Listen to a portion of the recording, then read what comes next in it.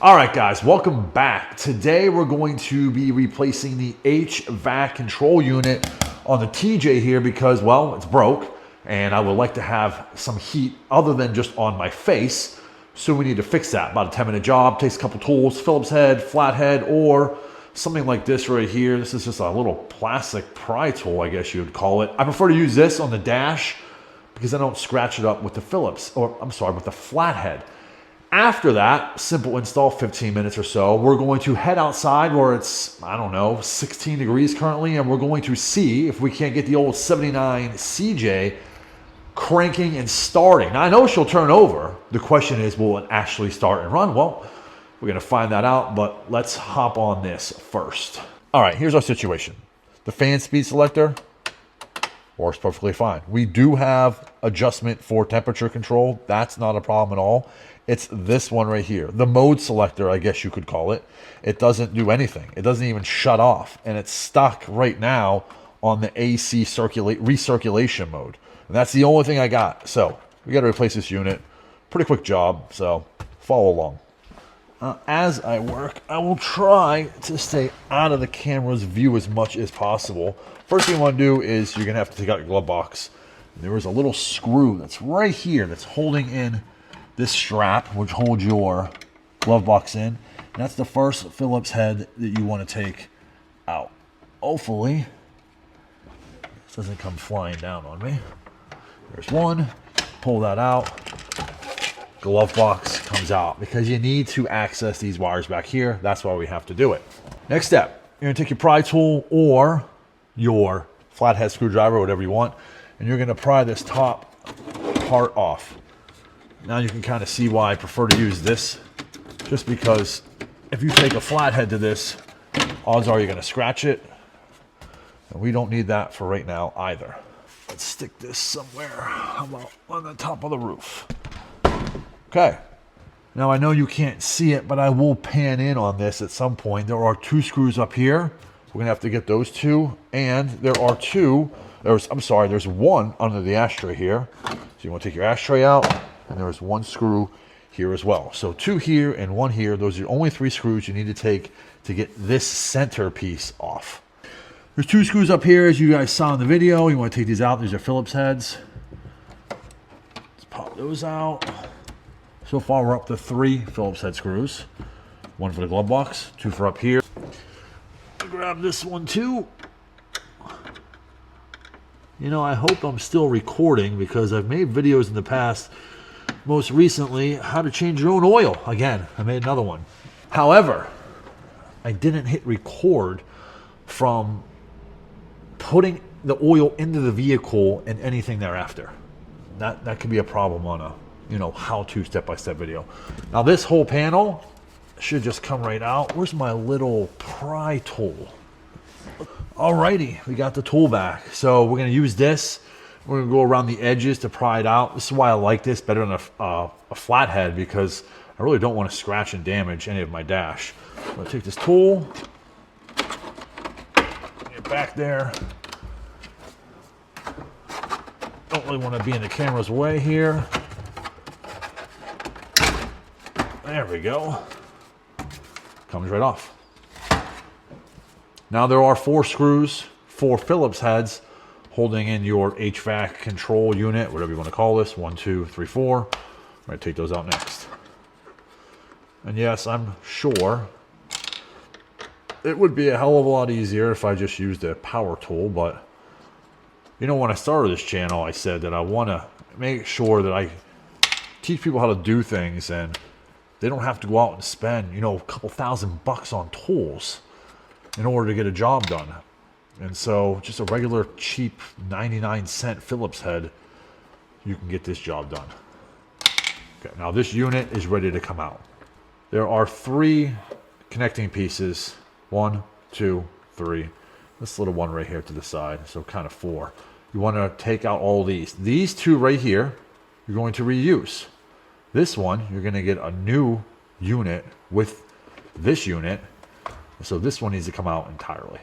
We'll get you from this side so you guys can kind of watch kind of what I'm doing. These are just clipped in. It's not anything too excessively difficult here. Pry this one out first. Come on now. It's coming.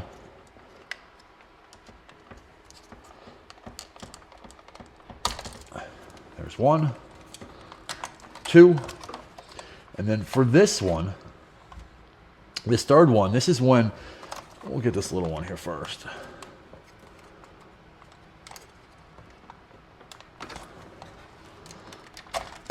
Okay, this last unit, the vacuum lines. This is when you can use a flathead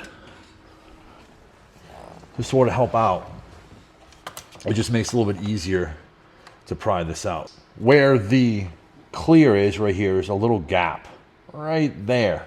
That's where a Phillips head comes in handy, where you can pry underneath. The problem is on both sides you have these little black tabs right here. You can see it right here that's holding it in. So you know what, if you've never done it before, it's going to take a little finagling, a little work, but I promise you you'll be able to figure it out. And it comes right out. Yeah, something's broken in here. Obviously that switch is not good anymore. I might actually just take this apart for fun and see what happened to it. Just curious. But anyway.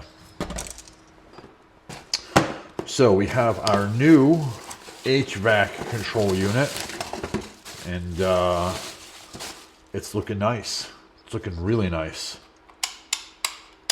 And the selector, that's music to my ears right there. Works. And this is the vacuum line. It will come with a vacuum line. This is the only line that's got to be replaced. You got to take the old one out and put this new one in. It's super easy. Let's go do that right now. I'm hoping that I can do this from the driver's side so you guys can see through the passenger side exactly what we're doing. Now here's your old vacuum line. You want to take this and you want to put it through your glove box like so, because you got to disconnect this. This is where it's connected. One side has this little tab, one side does not.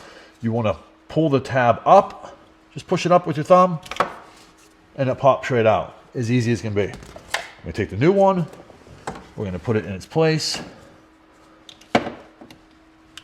click that in, come back through the dash, or the glove box, into the dash,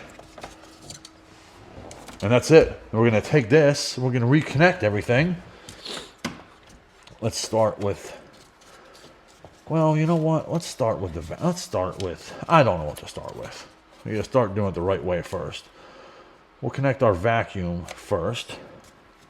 Make sure that the holes, obviously here, are lined up with down here.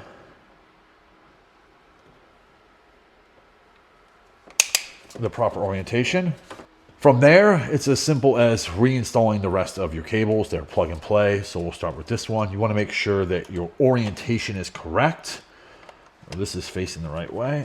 Put that into place. We got the middle one in already, and the one next to the vacuum lines, usually one of the more difficult ones, just because it's a tight space. For some reason, this wire is very short.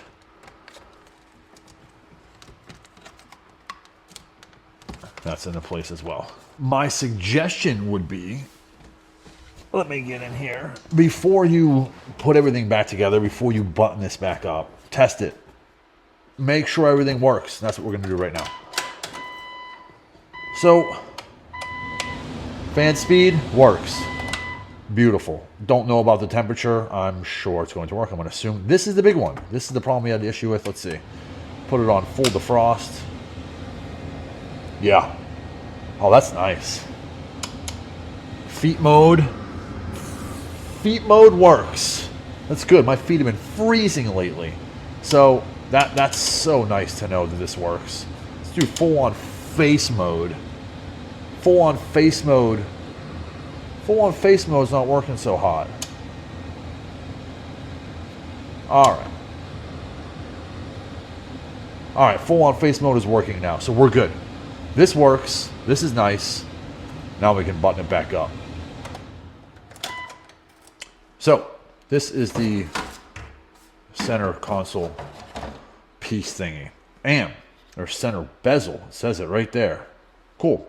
All right, these little rubber things right here. See it all over. There's one here, a couple down here. And, you know, when I'm driving this thing at like 50, 55, 60, I swear these things are rubbing up against the part of the dash, and it's the god-awful, most annoying noise. So I think what I'm going to do is put a little Dawn dish soap on them, and then we're just going to get them all kind of, I don't know, lubed up, I guess. I don't know what the hell I'm really doing, but it sounds like a good idea, so I'm going to try it. Back to the reinstall.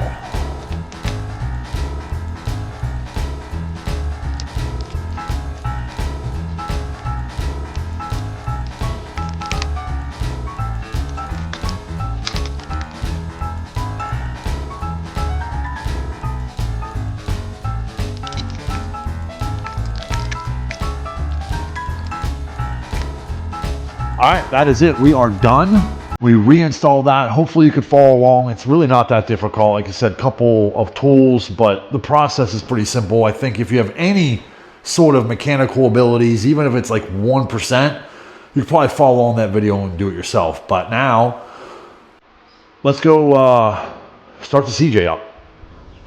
Do I have any confidence that this is going to start today? No, 0.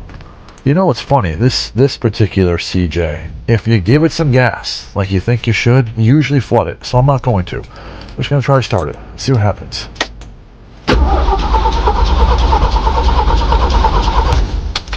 Nothing. Sounds okay though. Let's try again.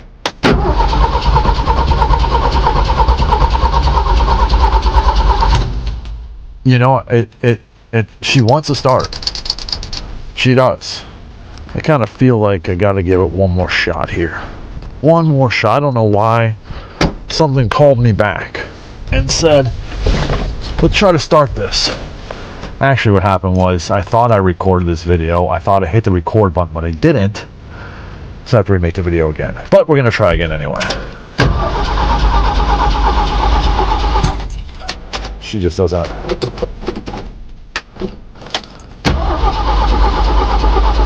It's cold.